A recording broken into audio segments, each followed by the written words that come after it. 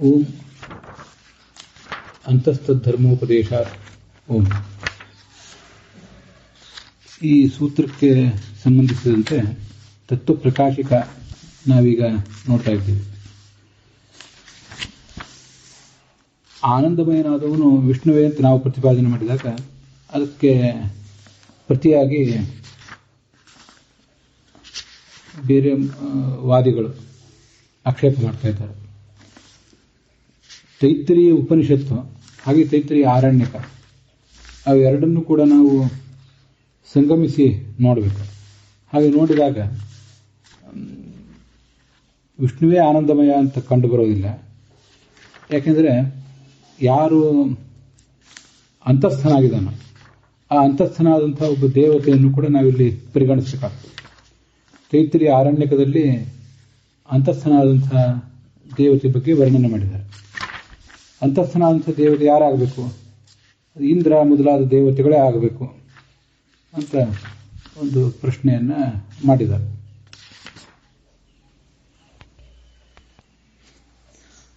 ಇದು ಕುರಿತಾಗಿ ತತ್ವಪ್ರಕಾಶಕ ನಾವು ನೋಡಿದ್ದೇವೆ. ಅಲ್ಲಿ ತಸ್ಯ ವಿಷ್ಣೋ ಅದೃಶ್ಯ ತಸ್ಯ ವಿಷ್ಣೋ ಅನ್ಯತ್ವೇ, ಈ ಅಂತಸ್ಥನಾದವನು ಯಾರು ಅಂತ ಈಗ ತೀರ್ಮಾನ ಮಾಡಬೇಕಾಗಿದೆ. ತೈತ್ರಿಯ ಆರಣ್ಯಕ ಮತ್ತು ತೈತ್ರಿಯ ಉಪನಿಷತ್ತು ಇವೆರಡನ್ನು ಕೂಡ ನೋಡಿ ಅಂತಸ್ಥನಾದವನು ಯಾರು ಅಂತ ತೀರ್ಮಾನ ಮಾಡಬೇಕಾದ ಪ್ರಸಂಗ ಇದ್ದಾಗ ಅವನು ವಿಷ್ಣುವಿಗಿಂತ ಭಿನ್ನ ಅಂತ ಒಂದು ವೇಳೆ ಯಾರಾದರೂ ವಾದಿಗಳು ಹೇಳುವುದು ಸರಿಯಾದರೆ ಅದೃಶ್ಯತ್ವವು ಅವನಿಗೆ ಬರಬೇಕು. ಉಪನಿಷತ್ತುಗಳಲ್ಲಿಯೂ ಅದೃಶ್ಯತ್ವವನ್ನು ಅವನಿಗೆ ಪ್ರತಿಪಾದನೆ ಮಾಡಿದರೆ ಅದನ್ನೆಲ್ಲ ನೋಡಿದಾಗ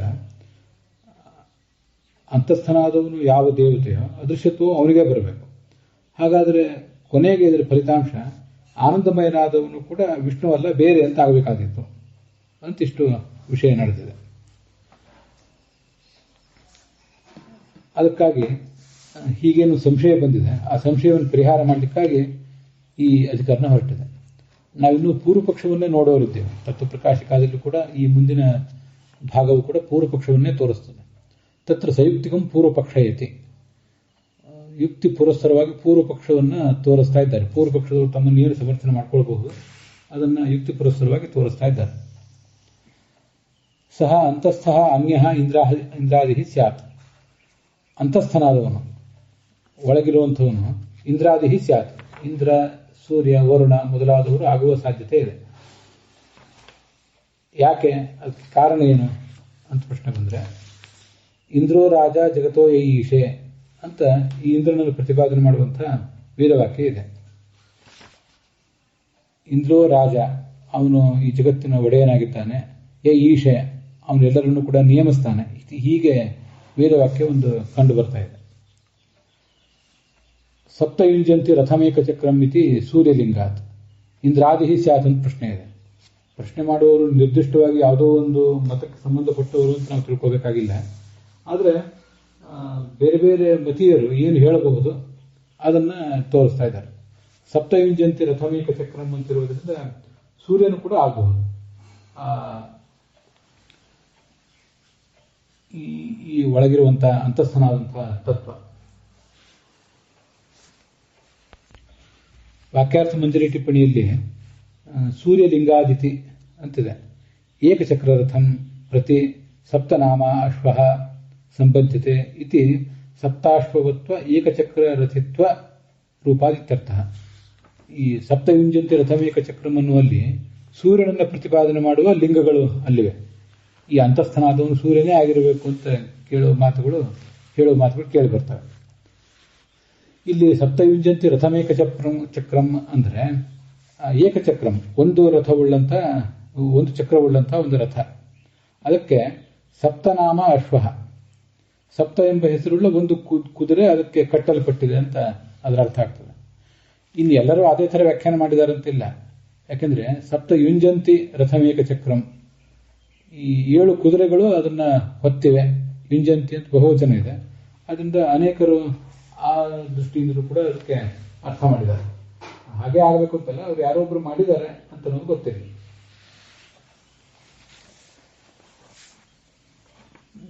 ಅಪಾಮ್ನೇತಾರಮಿತಿ ವರುಣಲಿಂಗಾತ್, ಇನ್ನು ವರುಣನೂ ಕೂಡ ಅಂತಸ್ಥನಾಗಬಹುದು ಅಂತ ಒಂದು ಸಾಧ್ಯತೆ ಕಂಡು ಬರ್ತದೆ. ಯಾಕೆಂದ್ರೆ ಅಪಾಮ್ನೇತ ಅಂದರೆ ಜಲಕ್ಕೆ ನಿಯಾಮಕ ಅಂತ ಅರ್ಥ. ಅದು ಕೂಡ ಅದೇ ಟಿಪ್ಪಣಿಯಲ್ಲಿದೆ, ಬೇರೆ ಬೇರೆ ಟಿಪ್ಪಣಿಗಳಲ್ಲೂ ಇದೆ, ಅದನ್ನು ನೀವು ನೋಡಬಹುದು. ಅಪಾಮ್ನೇತ ಜಲಕ್ಕೆ ನಿಯಾಮಕ ಅಂತ ಅದರ ತಾತ್ಪರ್ಯ. ಜಲಕ್ಕೆ ನಿಯಾಮಕನಾದರೂ ಎಲ್ಲಿಗೂ ಗೊತ್ತಿರುವಂತೆ ವರ್ಣನೆ ಆಗಬೇಕು. ತ್ವಷ್ಟಾರಂ ರೂಪಾಣಿ ವಿಕುರುವಂತ ಮಿತಿ ತ್ವಷ್ಟಶ್ರುತೆ. ಇನ್ನು ತ್ವಷ್ಟ ಅಂದರೆ ವಿಶ್ವಕರ್ಮ, ದ್ವಾದಶಾದಿತ್ಯರಲ್ಲೊಬ್ಬ ಅವನು ಆಗಬಹುದು ಅಂತ ಒಂದು ಸಾಧ್ಯತೆ ಕಂಡು ಬರ್ತದೆ. ಹೇಗೆ ಅಂದರೆ ರೂಪಾಣಿ ವಿಕುರುವಂತಂ, ಅನೇಕ ಥರದ ರೂಪಗಳನ್ನು ಅವನು ವಿಕುರುವಾನ್. ನೋಡಿ, ವಿ ಕುರುವಂತ, ವಿ ಅಲ್ಲಿ ಡುಕೃಕರಣೆ ಧಾತುವಿಗೆ ವಿ ಅಂತ ಉಪಸರ್ಗ ಸೇರಿಸುವ ಮೂಲಕ ವಿಕುರುವಾಣ ಅಂದರೆ ವಿವಿಧ ರೀತಿಯಿಂದ ಮಾಡುವವನು, ರೂಪಗಳನ್ನು ವಿವಿಧ ರೀತಿಯಿಂದ ಮಾಡುವವನು ಅಂತ ಹೀಗೆ ಕಂಡು ಬರ್ತದೆ. ತುಷ್ಟಾರಂತಿ ರೂಪಾಣಿ ವಿವಿಧತೆಯ ಕುರುವಂತಂ ಅಂತದೇ ವಾಕ್ಯಾರ್ಥ ಮಂದಿರ ಟಿಪ್ಪಣಿಯಲ್ಲಿದೆ. ತುಷ್ಟಾರಂ ನಿಚಿಕ್ಯು ಅಂದರೆ ಅದು ಆ ವೇದ ಭಾಗದಲ್ಲಿ ಬರುವಂಥದ್ದು. ನಿಚಿಕ್ಯು ಅಂದರೆ ಕಂಡರು, ತಿಳಿಯುವವರು ಈ ಥರ ತಿಳಿದ್ರು ಅಂತ ಅದರ ತಾತ್ಪರ್ಯ. ಮುಂದೆ ಬ್ರಹ್ಮೇಂದ್ರಂ ಇತ್ಯಾದಿ ಶ್ರುತಿಲಿಂಗೇಭ್ಯಶ್ಚ, ಬ್ರಹ್ಮನನ್ನು ಮತ್ತಾರನ್ನು ನಾವು ತಿಳ್ಕೊಳ್ಳುವ ಸಾಧ್ಯತೆಯೂ ಕೂಡ ಇದೆ, ಅವರೇ ಅಂತಸ್ಥರಾಗಿದ್ದಾರೆ ಅಂತ. ಶ್ರುತಿಗಳೂ ಇವೆ, ಲಿಂಗಗಳೂ ಇವೆ, ವೇದವಾಕ್ಯಗಳು ಇವೆ, ಲಿಂಗಗಳೂ ಇವೆ. ಬ್ರಹ್ಮೇಂದ್ರಮಗ್ನಿಂ ಜಗತಃ ಪ್ರತಿಷ್ಠಾಂ ದಿವ ಆತ್ಮಾನಂ ಸವಿತಾರಂ ಬೃಹಸ್ಪತಿಂ ಅಂತ ಹೀಗೊಂದು ವೇದವಾಕ್ಯವೂ ಕೂಡ ಕಂಡು ಬರ್ತದೆ. ಬ್ರಹ್ಮನೋ ಇಂದ್ರನೋ ಅಗ್ನಿಯೋ ಮತ್ತೆ ಜಗತಃ ಪ್ರತಿಷ್ಠಾ, ಜಗತ್ತಿಗೆಲ್ಲದಕ್ಕೂ ನೆಲೆ ಕೊಟ್ಟವನು. ಆತ್ಮಾನಂ ಸವಿತಾರಂ ಬೃಹಸ್ಪತಿಂ ಅಂತ ಹೀಗೆಲ್ಲ ಕಂಡು ಬರ್ತಾ ಇದೆ. ಅದರಿಂದ ಅವರ್ಯಾರೋ ಆಗಿರುವ ಸಾಧ್ಯತೆಯೂ ಇದೆ. ನಚ ಇಂದ್ರಾದಿ ಶಬ್ದಾಹ ಅನ್ಯತ್ರ ನೇತುಂ ಶಕ್ಯಂತೆ, ಅಲ್ಲಿ ಈ ಪೂರ್ವ ಪಕ್ಷದವರಿಗೆ ಇದನ್ನೆಲ್ಲ ಹೇಳ್ತಾ ಇದ್ದಾರೆ. ಅದಕ್ಕೆ ಸಂಬಂಧಪಟ್ಟಂತೆ ನಾವೇ ಏನಾದ್ರು ತಿಳ್ಕೊಳ್ಬಹುದು. ಪ್ರಶ್ನೆ ಸಿದ್ಧಾಂತಿಗಳು ಅದನ್ನು ಸಮರ್ಥನೆ ಮಾಡ್ಕೋಬಹುದು. ಇಂದ್ರ ಇತ್ಯಾದಿ ಏನೇ ಶಬ್ದಗಳಿರಲಿ, ಅದೆಲ್ಲದರ ಮೂಲಕ ನಾವು ಭಗವಂತ ವಿಷ್ಣುವನ್ನೇ ತಿಳ್ಕೊಳ್ಳೋಣ ಅಲ್ಲ ಅಂತ ಪ್ರಶ್ನೆ ಒಂದು ಬರಬಹುದು. ಅದಕ್ಕೆ ನಚ ಇಂದ್ರಾದಿ ಶಬ್ದಾಹ ಅನ್ಯತ್ರ ನೇತುಂ ಶಕ್ಯಂತೆ, ಇಂದ್ರ ಇತ್ಯಾದಿ ಶಬ್ದಗಳನ್ನು ಬೇರೆ ದೇವತೆಗಳಲ್ಲಿ ನೇತು ತೆಗೆದುಕೊಂಡು ಹೋಗಲಿಕ್ಕೆ ಬರೋದಿಲ್ಲ. ನಯನ ಅಂತಂದ್ರೆ ತೆಗೆದುಕೊಂಡು ಹೋಗುವುದು, ಅರ್ಥವನ್ನು ಮಾಡುವುದು, ಅರ್ಥವನ್ನು ಆ ಕಡೆ ಸೆಳೆಯುವುದು ಅಂತ ಪ್ರಯೋಗ. ನಯನ ಅಂತಂದ್ರೆ ಹೀಗೆ ಅರ್ಥ ಆಗುತ್ತೆ. ಭಾಗವತ ತಾತ್ಪರ್ಯದಲ್ಲಿ ಒಂದೆರಡು ಕಡೆ ಹೀಗೆ ವೇದವನ್ನು ತೆಗೆದುಕೊಂಡು ಹೋಗಬೇಕು, ಅರ್ಥಗಳನ್ನು ತೆಗೆದುಕೊಂಡು ಹೋಗಬೇಕು ಅಂತ ಹೀಗೆಲ್ಲ ಕೇಳಿ ಬರ್ತದೆ. ಅದರಿಂದ ನಯನ ಅಂದ್ರೆ ಹಾಗೆ ಸೆಳೆಯುವುದು, ಆ ಕಡೆ ತೆಗೆದುಕೊಂಡು ಹೋಗುವುದು, ಗೈಡ್ ಮಾಡುವುದು ಅಂತ ಹೀಗೆಲ್ಲ ಅರ್ಥ ಆಗಬಹುದು. ಅದಕ್ಕೆ ಉತ್ತರ ಹೇಳ್ತಾರೆ, ಸರಿಯಲ್ಲ. ಈ ಇಂದ್ರಾದಿ ಶಬ್ದಗಳು ಆಯಾ ದೇವತೆಗಳಲ್ಲಿ ಪ್ರಸಿದ್ಧವಾದ ಶಬ್ದಗಳು. ಅವುಗಳನ್ನು ಅನ್ಯತ್ರ ವಿಷ್ಣುವಿನಲ್ಲಿ ತೆಗೆದುಕೊಂಡು ಹೋಗಿ ಅದಕ್ಕೆ ಅರ್ಥ ಮಾಡುವುದು ಯೋಗ್ಯ ಕಾಣಿಸೋದಿಲ್ಲ. ಯೋಗೇನ ಏತೇಷಾಂ ವಿಷ್ಣುಪರತ್ವಂ ಇತ್ಯತಃ ವಾಕ್ಯಾರ್ಥ ಮಂದಿರ ಟಿಪ್ಪಣಿಯಲ್ಲೇ ನಾವು ನೋಡ್ತಾ ಇದ್ದೀವಿ. ಇಂದ್ರ ಚಂದ್ರ ಇತ್ಯಾದಿ ಏನೇ ಶಬ್ದಗಳಿರಲಿ, ಅವುಗಳೆಲ್ಲದಕ್ಕೂ ಕೂಡ ಯೋಗದ ಬಲದಿಂದ, ಪ್ರತ್ಯಯ ಪ್ರಕೃತಿ ಮೊದಲಾದವುಗಳ ಬಲದಿಂದ ಅವು ಭಗವಂತನನ್ನೇ ಪ್ರತಿಪಾದನೆ ಮಾಡ್ತವೆ, ವಿಷ್ಣುವನ್ನೇ ಪ್ರತಿಪಾದನೆ ಮಾಡ್ತವೆ ಅಂತ ಯಾಕೆ ಆಗಬಾರ್ದು ಅಂತ ನಾವು ಮಾಡುವ ಪ್ರಶ್ನವನ್ನು ಆ ಪೂರ್ವ ಪಕ್ಷದವರು ತಗೊಂಡು ಹಾಗೆ ಮಾಡೋದು ಸರಿಯಲ್ಲ ಅಂತ ಅದರ ತಾತ್ಪರ್ಯ. ಯಾಕೆಂದ್ರೆ ಅಲ್ಲೇ ಆಯಾ ದೇವತೆಗಳಲ್ಲೇ ಅವು ಪ್ರಸಿದ್ಧವಾಗಿವೆ. ತಥಾಚ ಯೋಗ ರೂಢಿಭ್ಯಾಂ ಯೋಗ ಮಾತ್ರಸ್ಯ ಬಾಧಃ ಇತಿ ಭಾವಃ, ಇದು ಅವರಿಗೆ ಪ್ರಬಲವಾದಂತಹ ಒಂದು ಅಸ್ತ್ರ. ನಾವು ವಿಷ್ಣುವಿನಲ್ಲಿ ಇಂದ್ರ ಚಂದ್ರ ಬ್ರಹ್ಮ ಇತ್ಯಾದಿ ಶಬ್ದಗಳನ್ನು ತೋರಿಸ್ಲಿಕ್ಕೆ ಹೊರಟ್ರೆ ನಮಗಿರುವ ಅನುಕೂಲ ಏನು? ಯೋಗ ಮಾತ್ರ, ಯೋಗದಿಂದ ಮಾತ್ರ. ಕೇವಲ ಯೌಗಿಕ ಶಕ್ತಿಯಿಂದ ಇಂದ್ರ ಇದು ಪರಮೈಶ್ವರ್ಯೇ, ಎಲ್ಲ ಮಹಾಪರಮೈಶ್ವರ್ಯ ಉಳ್ಳವನು, ಚಂದ್ರ ಅಂದ್ರೆ ಆಹ್ಲಾದಕನಾದವನು, ವರುಣ ಅಂದ್ರೆ ಎಲ್ಲರಿದ್ರೂ ವರಿಸಲ್ಪಟ್ಟವನು, ಹೀಗೆಲ್ಲ ಅರ್ಥ ಇರುವುದರಿಂದ ವಿಷ್ಣುವನ್ನು ಹೇಳ್ತವೆ ಅಂತ ನಮಗಿರುವ ಅನುಕೂಲ ಯೋಗ ಮಾತ್ರ. ಆದರೆ ಅಪೂರ್ವ ಪಕ್ಷದವರಿಗಿರುವ ಅನುಕೂಲ ಯೋಗ ಮತ್ತು ರೂಢಿ ಎರಡಿದೆ. ಇಂದ್ರಾದಿ ದೇವತೆಗಳು ಕೂಡ ಪರಮೈಶ್ವರ್ಯವುಳ್ಳವರಾಗಿದ್ದಾರೆ, ಮತ್ತು ಜಲಕ್ಕೆ ಅಲ್ಲಿ ವರುಣ ಜಲಕ್ಕೆ ನಿಯಾಮಕ ಆಗಿದ್ದಾನೆ. ಹೀಗೆಲ್ಲ ಅವರಲ್ಲಿ ಯೋಗವೂ ಇದೆ, ರೂಢಿ ಮುಖ್ಯವಾಗಿದೆ. ರೂಢಿ ಇರುವುದರಿಂದ, ಯೋಗ ರೂಢಿ ಎರಡೂ ಇರುವುದರಿಂದ ಅವರಿಗೆ ನಾವು ಅವಲಂಬಿಸಿರುವ ಕೇವಲ ಯೋಗವನ್ನು, ಅಂದರೆ ಪ್ರತ್ಯಯ ಮತ್ತು ಪ್ರಕೃತಿಗಳ ಸಂಗಮವನ್ನು ಅವರು ನಿರಾಕರಣೆ ಮಾಡಿ ಅದರಿಂದ ಇಂದ್ರಾದಿಗಳೇ ಅಂತಸ್ಥರಾಗಿರಬಹುದಲ್ಲ ಅಂತ ಪ್ರಶ್ನೆ ಮಾಡ್ತಾರೆ. ಇಲ್ಲಿ ಯೋಗೇನ ಏತೇಷಾಂ ವಿಷ್ಣುಪರತ್ವಂ ಅಂತ ನಾವು ವಾಕ್ಯ ನೋಡಿದ್ವಲ್ಲ, ಅದ್ರ ಹಿಂದೆ ಒಂದು ವಾಕ್ಯ ಇದೆ, ಅತ್ರ ದಿವ ಆತ್ಮತ್ವಂ ವಿಷ್ಣುಲಿಂಗಂ ಅಂತ. ಬ್ರಹ್ಮೇಂದ್ರಮಗ್ನಿಂ ಜಗತಃ ಪ್ರತಿಷ್ಠಾಂ ದಿವ ಆತ್ಮಾನಂ ಸವಿತಾರಂ ಬೃಹಸ್ಪತಿಂ ಅಂತ. ಅಲ್ಲಿ ದಿವ ಆತ್ಮ ಅಂತಿದೆಯಲ್ಲ ಮಾತು, ಅದಕ್ಕೆ ವಾಕ್ಯಾರ್ಥ ಮಂಜರಿಯಲ್ಲಿ ಅದೊಂದಿತ್ತು, ನಾನು ಹೇಳೋದು ಮರ್ತಿದ್ದೆ. ದಿವ ಆತ್ಮ ಅಂದ್ರೆ ದಿವ್ ಅಂದ್ರೆ ಆಕಾಶ, ಆಕಾಶದ ಆತ್ಮ ಅಂದ್ರೆ ಅದು ಈ ಆಕಾಶದಲ್ಲಿ ಸಂಚಾರ ಮಾಡುವಂತಹ ವಾಯು ಅಂತ ಹೀಗೆ ಅರ್ಥ ಆಗ್ತದೆ. ಇದಕ್ಕೆ ಇನ್ನೊಂದು ಅರ್ಥ ನಾವು ಮಾಡ್ಕೋಬಹುದು, ಹರಿಕಥಾಮೃತಸಾರ ಎಲ್ಲ ಓದಿದವ್ರಿಗೆ ಗೊತ್ತಿರ್ತದೆ. ಜ್ಯೂ ಅಂದ್ರೆ ಸ್ವರ್ಗಲೋಕದ ಅಭಿಮಾನಿನಿ ದೇವತೆಯಾದಂಥ ಆ ಶ್ರೀ ಎಂಬ ದೇವತೆ. ಆ ಶ್ರೀ ಎಂಬ ದೇವತೆ ಅಂದ್ರೆ ಅವಳೇ ಭಾರತಿ, ಅವಳ ಆತ್ಮ ಅಂದ್ರೆ ನಿಯಾಮಕನಾದ, ಅವಳ ಅಂತರ್ಯಾಮಿ ಆದಂತಹ ವಾಯು ಅಂದ್ರೆ ಮುಖ್ಯ ಪ್ರಾಣ ಅಂತ ಒಂದು ಅರ್ಥ ಮಾಡ್ಕೋಬಹುದು. ಅದನ್ನೆಲ್ಲ ಅವರು ವಿವರಿಸಿ ಹೇಳಿರೋದಿಲ್ಲ, ನಾವು ಅದನ್ನ ತಿಳ್ಕೊಳ್ಬಹುದು. ತೇಷಾಂ ದೇವೇಶ್ವೇವ ರೂಢ ತತ್ವಪ್ರಕಾಶಿಕದಲ್ಲಿ ಆಯಾ ಶಬ್ದಗಳು, ಇಂದ್ರಚಂದ್ರಾದಿ ಶಬ್ದಗಳು ಆಯಾ ದೇವತೆಗಳಲ್ಲೇ ರೂಢವಾಗಿವೆ. ತೇಷಾಂ ಐಶ್ವರ್ಯಾದಿ ಶಬ್ದ ಪ್ರವೃತ್ತಿ ನಿಮಿತ್ತವತ್ವಾಚ್ಯ. ರೂಢಿ ಮತ್ತು ಎರಡು ಪ್ರತ್ಯೇಕ, ಎರಡೆರಡು ನಮ್ಗೆ ಅನುಕೂಲ ಇದೆ ಅಂತ ಅವರ ಪಕ್ಷದ ಪ್ರಾಬಲ್ಯವನ್ನು ನಾನು ತೋರಿಸಿದೆ. ದೇವತೆಗಳಲ್ಲಿ ರೂಢ ಆಗಿವೆ ಮತ್ತು ಪರಮೇಶ್ವರಿಯ ಮೊದಲಾದ ಶಬ್ದ ಪ್ರವೃತ್ತಿ ನಿಮಿತ್ತಗಳು ಅವರಲ್ಲಿವೆ ಅಂತ ಈ ಎಲ್ಲ ಕಾರಣಗಳನ್ನ ನಾವು ಹೇಳಬಹುದು. ನಚ ಅದೃಶ್ಯತ್ವ ಲಿಂಗೇನ ಅಂತಸ್ಥೋ ವಿಷ್ಣು. ಇಲ್ಲಿ ಯಾರು ಪ್ರಶ್ನೆ ಮಾಡಬಹುದು, ಅದೃಶ್ಯತ್ವ ಎಂಬ ಲಿಂಗ ಇರುವುದರಿಂದ ಅಂತಸ್ಥನಾದವನು ವಿಷ್ಣುವೇ ಅಂತಾನೆ ಹೇಳ್ತೇವೆ. ಅಂತಸ್ಥನ ಅಂತ ಒಳಗಿರುವಿಕೆ ಅನ್ನುವುದು ವಿಷ್ಣುವಿನಲ್ಲಿ ಮಾತ್ರ ಹೊಂದುತ್ತದೆ ಅಂದ್ರೆ ಅದು ವಿಷ್ಣುವಿನಲ್ಲಿ ಇರ್ತದೆ ಅಂತ ನೀವೇನೋ ಹೇಳ್ತಾ ಇದ್ದೀರಿ ಸಿದ್ಧಾಂತ, ನೀವು ತತ್ವವಾದಿಗಳು.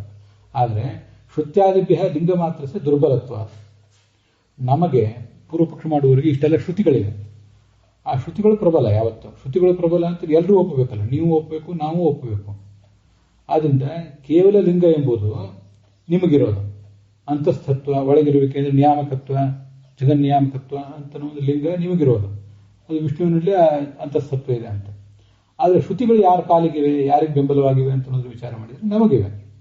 ಶ್ರುತ್ಯಾದಿ ಕೇವಲ ಲಿಂಗ ಎಂಬುದು ಶ್ರುತಿಗಳಿಗಿಂತ ದುರ್ಬಲವೇ ಆಗ್ತದೆ, ಶ್ರುತ್ಯಾದಿಗಳು ಪ್ರಬಲವೇ ಆಗ್ತವೆ. ಅತಃ ಅನ್ಯಪರ ಶ್ರುತ್ಯಾದಿ ಬಲಾತ್ ಅಂತಸ್ಥಃ ಅನ್ಯವೇ ತ್ಯರ್ಥಃ. ಆದ್ದರಿಂದ ಅನ್ಯರನ್ನ, ವಿಷ್ಣುವಿಗಿಂತ ಅನ್ಯರನ್ನ ಪ್ರತಿಪಾದನೆ ಮಾಡುವ ಶ್ರುತಿ ಮತ್ತು ಯುಕ್ತಿಗಳು ಅವರಿಗಿವೆ, ಲಿಂಗಗಳು ಅವರಿಗಿವೆ. ಇವುಗಳೆಲ್ಲದರ ಬಲ ಇರುವುದರಿಂದ ಅಂತಸ್ಥ ಅನ್ಯ ಏವ, ಅಂತಸ್ಥನಾದವನು ವಿಷ್ಣುವಲ್ಲ, ವಿಷ್ಣುವಿಗಿಂತ ಭಿನ್ನನಾದ ಒಬ್ಬ ದೇವತೆಯೇ ಆಗ್ತಾನೆ. ಅದು ಪೂರ್ವಪಕ್ಷ ಫಲವಾಹ. ಅದರಿಂದ ಒಟ್ಟಾರೆ ಪೂರ್ವಪಕ್ಷ ಏನಾಯಿತು ಅಂತ ನಾವು ನೋಡ್ಲಿಕ್ಕೆ ಹೊರಟ್ರೆ,